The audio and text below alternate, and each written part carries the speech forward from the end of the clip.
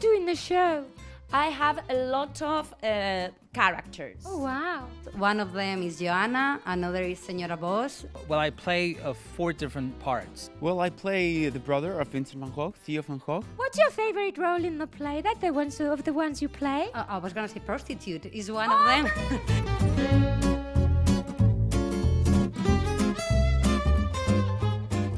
Do you think this play transports you to France in the 19th century, or to Vincent van Gogh's mind, or to the inside of a computer? It's more inside Vincent van Gogh's mind. Have you read some of the letters that they wrote to each other? I actually read the whole book for the play while I was preparing. You do read books, don't you? Of course I do read books, a lot of books. I could tell straight away when I saw you. Well done. Look, this piece of art. Oh, wow. This thing. Nice. Yeah. Could you describe to us what your favorite moment in the show is? By far, I think it's the very end of the show. Oh, no spoilers. No spoilers. One that I personally love that is called the Potato Eaters, because it is a moment in which we are showing like the poverty of that period of time. Well, there's a very nice scene that I have with my brother, with Vincent, the main character, and there's an argument that we have.